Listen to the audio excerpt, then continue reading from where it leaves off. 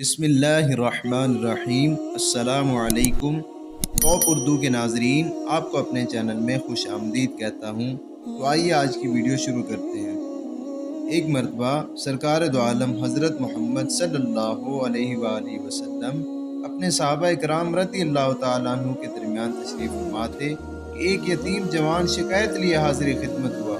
کہنے لگا، یا رسول اللہ صلی اللہ علیہ وسلم، میں اپنی کھجوروں کے باغ کے ارد گرد دیوار تعمیر کرا رہا تھا کہ میرے ہمسائے کی کھجور کا ایک درخت دیوار کے درمیان میں آ گیا۔ میں نے اپنے ہمسائے سے درخواست کی کہ وہ اپنی کھجور کا درخت میرے لیے چھوڑ دے تاکہ میں اپنی دیوار سیدھی بنوا سکوں۔ اس نے دینے سے انکار کیا تو میں نے اس کھجور کے درخت کو خریدنے کی پیشکش کر ڈالی۔ میرے ہمسائے نے مجھے کھجور کا درخت بیچنے سے بھی انکار کر دیا ہے۔ سرکار صلی اللہ علیہ وآلہ وسلم نے اس نوجوان کے ہمسائے کو بلوا بھیجا۔ ہمسایہ حاضر ہوا تو آپ صلی اللہ علیہ وآلہ وسلم نے اس نوجوان کی شکایت سنائی، جسے اس نے تسلیم کیا کہ واقعتاً ایسا ہی ہوا ہے۔ آپ صلی اللہ علیہ وآلہ وسلم نے اسے فرمایا کہ تم اپنی کھجور کا درخت اس نوجوان کے لیے چھوڑ دو یا اس درخت کو نوجوان کے ہاتھوں فروخت کر دو اور قیمت لے لو۔ اس آدمی نے دونوں حالتوں میں انکار کیا۔ آپ صلی اللہ علیہ وآلہ وسلم نے اپنی بات کو ایک بار پھر دہرایا، کھجور کا درخت اس نوجوان کو فروخت کر کے پیسے بھی وصول کر لو اور تمہیں جنت میں بھی ایک عظیم الشان کھجور کا درخت ملے گا، جس کے سائے کی طوالت میں سوار 100 سال تک چلتا رہے گا۔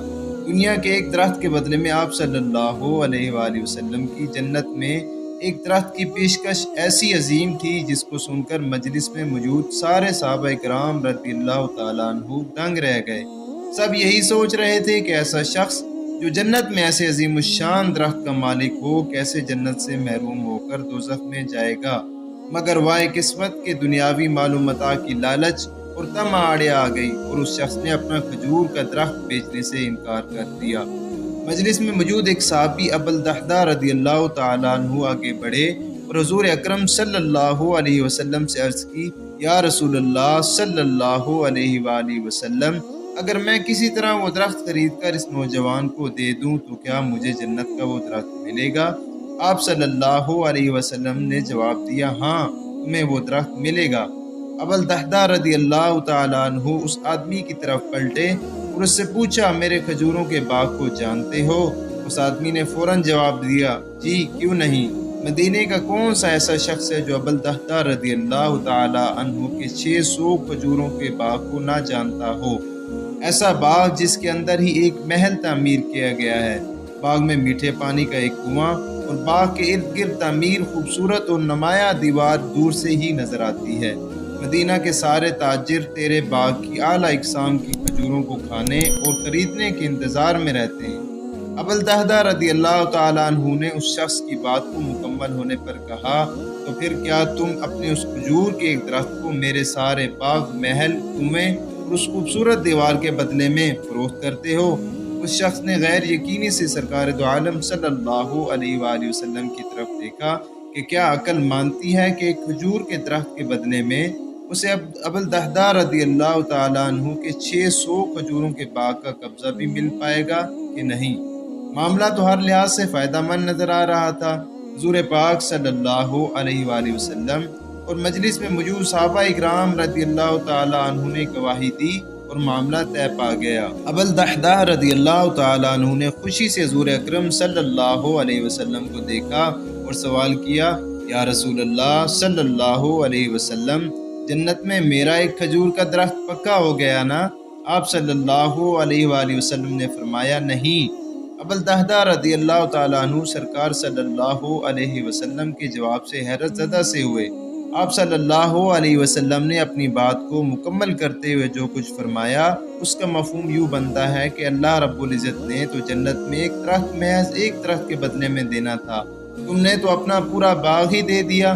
اللہ رب العزت جود و کرم میں بے مثال ہے، انہوں نے تجھے جنت میں کھجوروں کے اتنے باغات عطا کیے ہیں کثرت کی بنا پر، جن کے درختوں کی گنتی بھی نہیں کی جا سکتی۔ ابو الدحداء رضی اللہ تعالیٰ عنہ، میں تجھے پھل سے لدے ہوئے ان درختوں کی کس قدر تعریف بیان کروں۔ آپ صلی اللہ علیہ وسلم اپنی اس بات کو اس قدر دہراتے رہے کہ محفل میں موجود ہر شخص یہ حسرت کرنے لگا کہ اے کاش وہ ابو الدحداء ہوتا۔ अबुल-दहदा रज़ी अल्लाह ताला अन्हु वहाँ से उठकर जब अपने घर को लौटे तो खुशी को छुपा ना पा रहे थे। घर के बाहर से ही अपनी बीवी को आवाज़ दी कि मैंने चार दीवारी समेत ये बाग, महल और कुआं बेच दिया है। बीवी अपने खावंद की कारोबारी खूबियों और सलाहियतों को अच्छी तरह जानती थी। उसने अपने खावंद से पूछा, अबुल-दहदा कितने में बेचा है यह सब कुछ? अबुल-दहदा रज़ी अल्लाह ताला अन्हु ने अपनी बीवी से कहा कि मैंने यहाँ का एक दरख्त जन्नत में लगे ऐसे एक दरख्त के बदले में बेचा है जिसके साए में सवार 100 साल तक चलता रहे। अबुल-दहदा रज़ी अल्लाह ताला अन्हु की बीवी ने खुशी से चिल्लाते हुए कहा, अबुल-दहदा तूने मुनाफे का सौदा किया है, अबुल-दहदा तूने मुनाफे का सौदा किया है। आखिर में दुआ है अल्लाह ताला हम सबको दुनिया की हकीर दौलत की बजाय आखिरत की हकीकी दौलत जमा करने की तौफीक अता फरमाए। अल्लाह आपका हामी व नासिर हो। मिलते हैं अगली वीडियो में। अल्लाह हाफ़िज़।